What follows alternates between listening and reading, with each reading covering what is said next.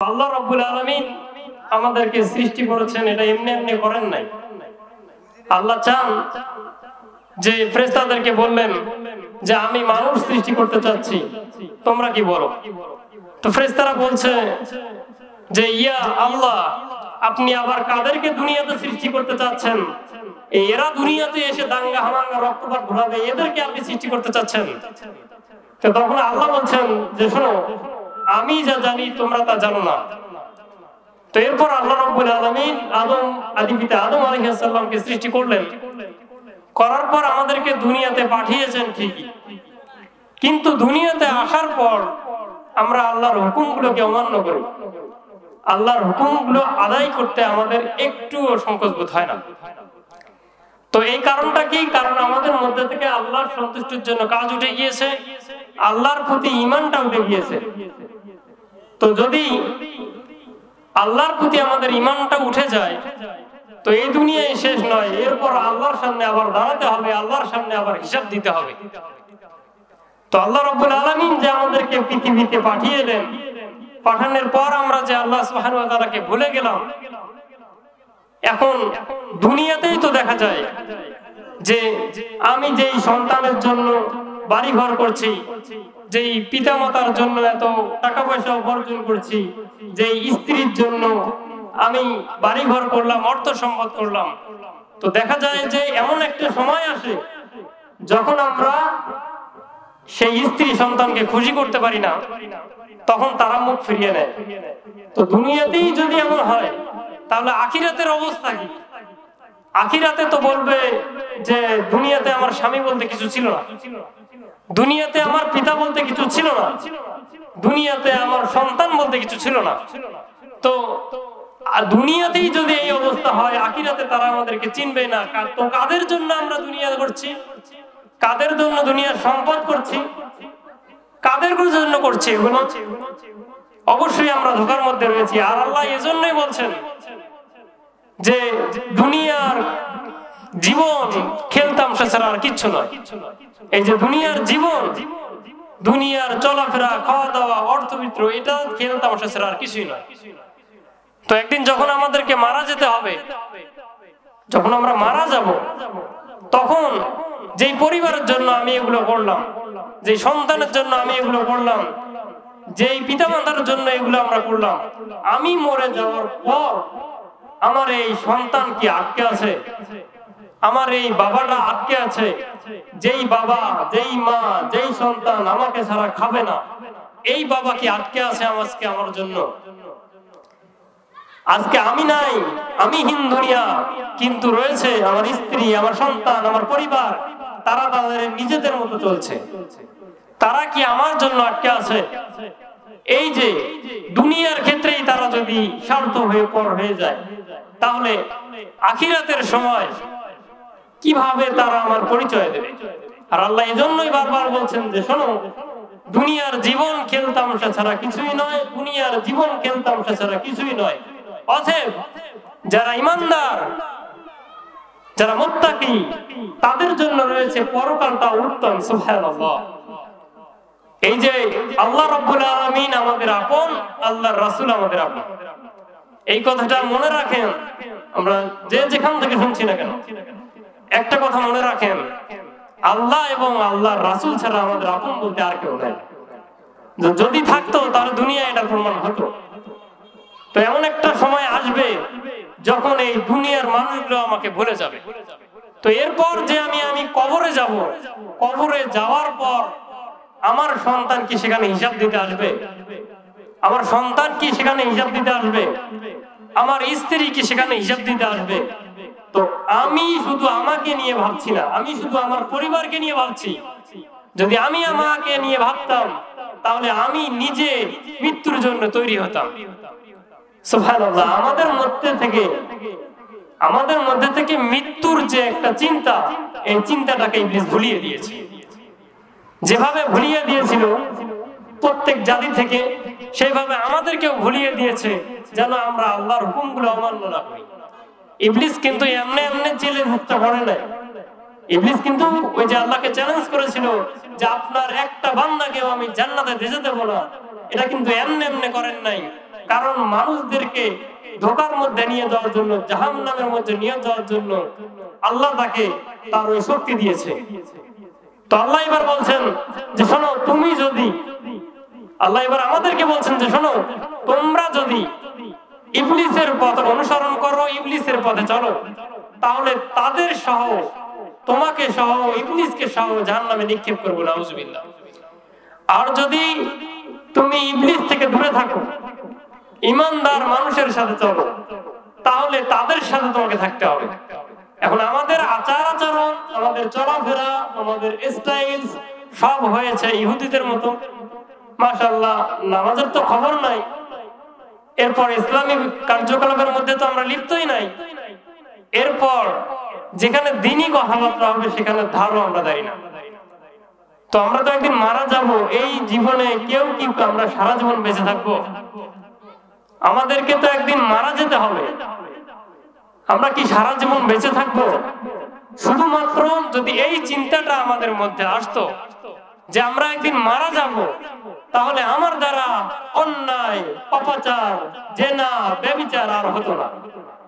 যদি আমি নিজেকে এতটুকু ভাবতে পারতাম যে আমি একদিন মারা যাব, আমি দুনিয়া পড়ে থাকবে, শুধু আমি থাকবো না, আমার এই অর্থ, আমার এই স্টাইল, বাড়ি, আমার এই পোশাক, আমার এই গাড়ি সব থাকবে, কিন্তু আমি থাকবো না। শুধু এতটুকু চিন্তা যদি আমাদের মাথায় আসতো, আমাদের দ্বারা আর জেনা হতো, আমাদের দ্বারা আর অহংকার হতো, আমাদের দ্বারা আর ব্যভিচার হতো। এখন পর্যন্ত মাশাআল্লাহ দিনের এমন অবস্থা আমাদের এসে গিয়েছে যে কোরআনটা সহিভাবে পড়বো এটাও তো মাশাআল্লাহ পারি না। যে কোরআনটা যে আল্লাহ রাব্বুল আলামিন পাঠালেন, আল্লাহর প্রতি বিশ্বাস করতে হবে, তার কোরআনের প্রতি বিশ্বাস করতে হবে, রাসূলের প্রতি বিশ্বাস করতে হবে। যদি বিশ্বাস না থাকে, ঈমানই তো থাকবে না। তো আল্লাহ সর্বপ্রথম তো এই কারণেই বললেন যে পড়ো, পড়ো, কার নামে? তোমার প্রভুর নামে। তো পড়লেই তো তুমি জানতে পারবে তোমার রবকে, কে তোমাকে সৃষ্টি করলো, এই চন্দ্র সূর্য এই পৃথিবী কে নিয়ন্ত্রণ করে। যদি তুমি পড়তে তাহলে জানতে। তো এমন একটা পরিস্থিতি এসে গিয়েছে, আমরা পড়তে পারি না, পড়তে জানিও না, পড়তে ইচ্ছাও করি না। তো এরকম যদি চলতে থাকে, এমন একটা সময় আসবে যখন মানুষ আল্লাহ বলার মতো এই দুনিয়াতে মানুষ থাকবে। তো এই অবস্থায় যদি আমরা আল্লাহর কাছে যাই, এই অবস্থায় যদি আমাদের মৃত্যু হয়, ঈমান ছাড়া যদি আমরা কবরে যাই, আমাদের কি কোনো নাজাত আছে?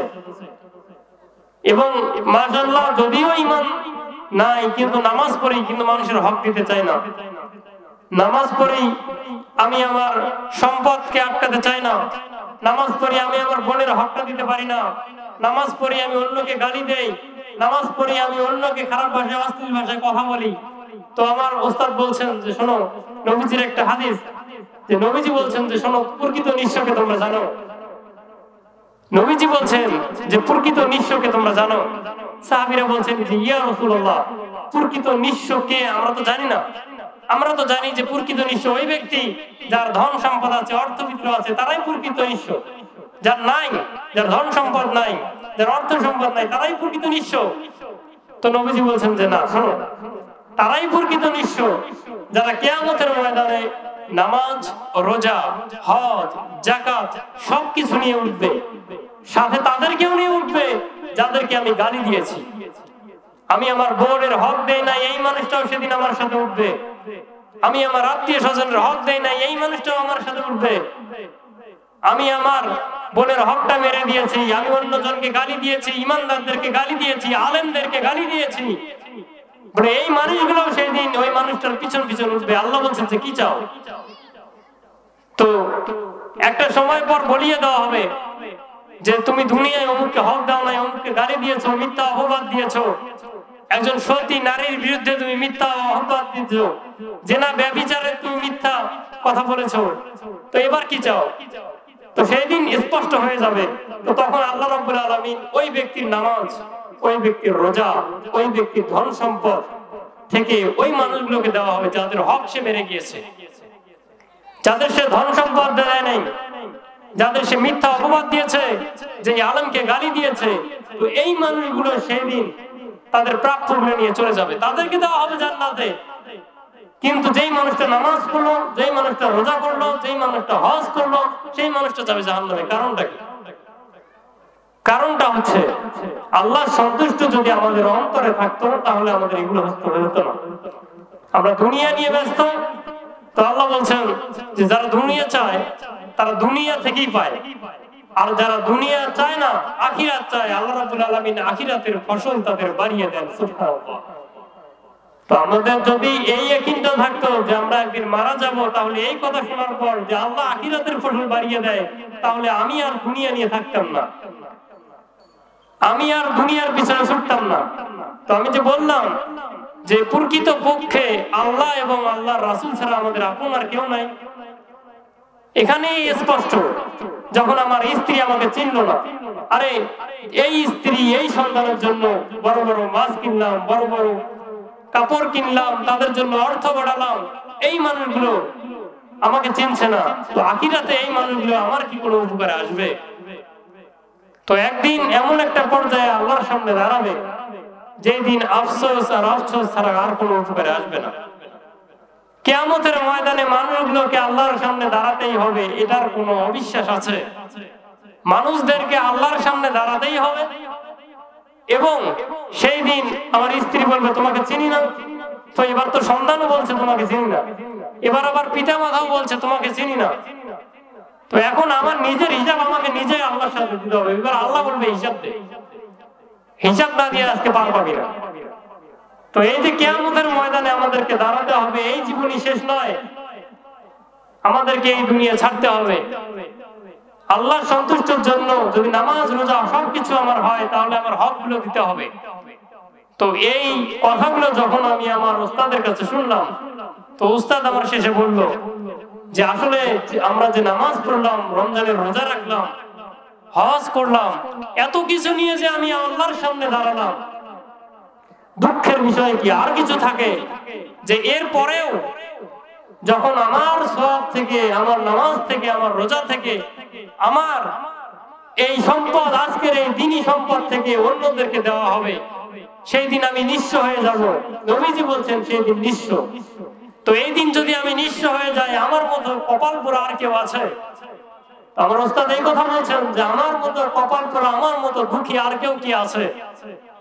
কিয়ামতের ময়দানে যদি আমি নিঃস্ব হই, সন্তান তো বলছে চিনি না, এগুলো সব তো বাদ গেল।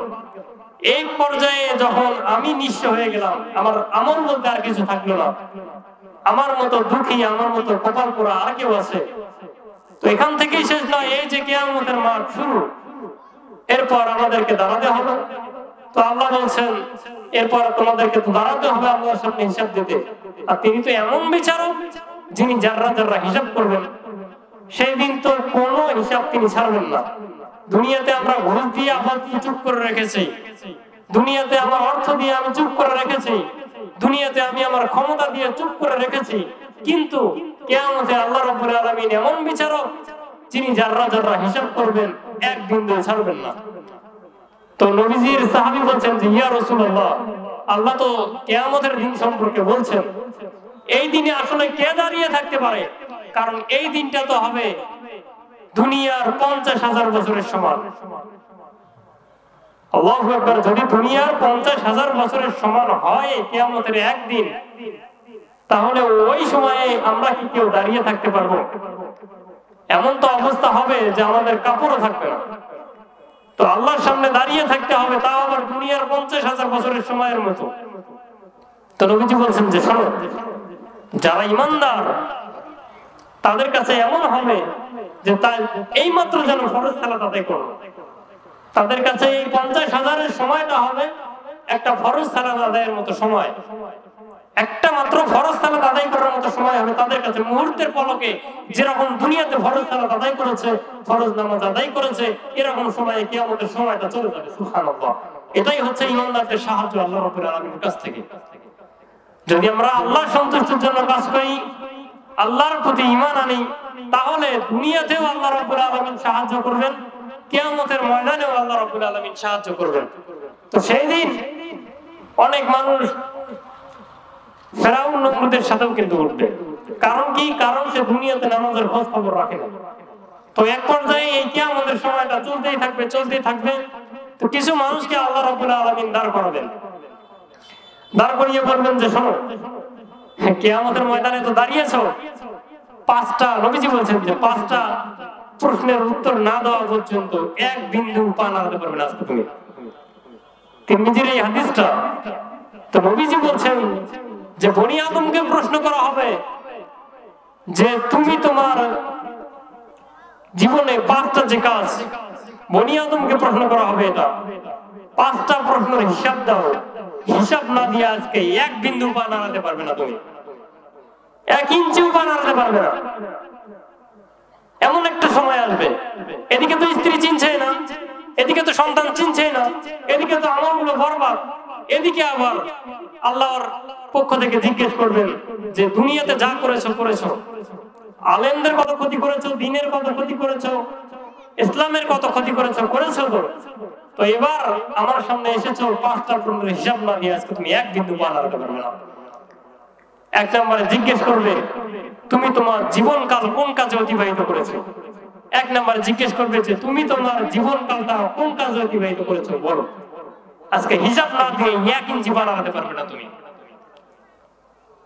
তো এবার আমরা কি বলবো যে দুনিয়াতে গান বাজনার পিছনে ছুটেছি, তোমার হুকুম আদায় করি নাই, তোমার হুকুম থেকে দূরে ছিলাম।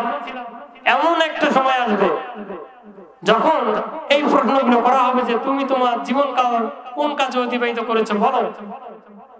এখন আমি কি বলবো যে আমি দুনিয়াতে ইসলামের ক্ষতি করেছি, এবং সেই দিন যদি আমি নাও বলি আমার অঙ্গগুলো সেই দিন হিসাব দেবে, সেই দিন তো আল্লাহর হয়ে যাবে সব। আজকে আমি আমার ইচ্ছা মতো কাজ করাচ্ছি এই হাত দিয়ে, এই মুখ দিয়ে, কিন্তু সেই দিন এই হাত বলবে, এই মুখ বলবে যে তুমি তোমার জীবনে যে 50 বছর 60 বছর পেয়েছো, আল্লাহ রাব্বুল আলামিন যে তোমাকে সৃষ্টি করেছেন তার ইবাদত করার জন্য, ওয়া মা খালাকতুল জিন্না ওয়াল ইনসা ইল্লা লিয়াবুদুন।